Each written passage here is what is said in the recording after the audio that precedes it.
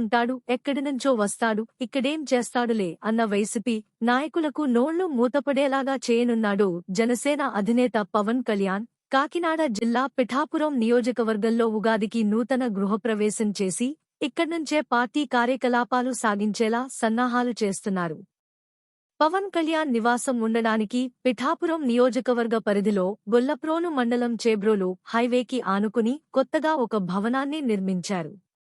చేబ్రోలుకు చెందిన రైతు ఓదూరి నాగేశ్వరరావు సుమారు 2 ఎకరాల సువిశాలమైన స్థలంలో 10 కోట్ల రూపాయల వెచ్చించి నిర్మించిన ఈ నూతన నివాసంలో పవన్ కళ్యాణ్ ఉగాది వేడుకలు చేసుకుని ఇక్కడ నుండే రాష్ట్రమంతా కార్యక్రమాలు సాగించేలా హెలికాప్టర్లో వెళ్లివచ్చేందుకు హెలిపాడ్ను కూడా ఏర్పర్చారు. పవన్ కళ్యాణ్ గారు తనకు ఎంతో ఆప్తులని, ఆయన అద్దె ఇవ్వాల్సి వస్తే ₹1 ఇచ్చినా తనకు సంతోషమేనని రైతు ఓదూరి నాగేశ్వరరావు అన్నారు.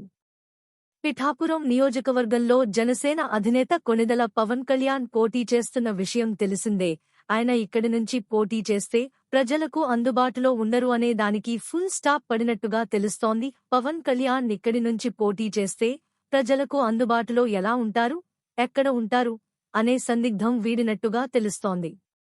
చేబ్రోలు గ్రామాన్ని ఆనుకుని ఉన్న హైవేలో ఒక నూతన భవనాన్ని పవన్ కళ్యాణ్ కోసం రైతు సిద్ధం చేసినట్లుగా సమాచారం. ఆ గృహంలో మీటింగ్ హాళ్లు, పార్కింగ్, సినిమా థియేటర్, వచ్చిన నేతలు ఉండటానికి అన్ని రకాల సౌకర్యాలు, కొత్త హమ్ములతో ఆ భవనాన్ని నిర్మించినట్లుగా తెలుస్తోంది.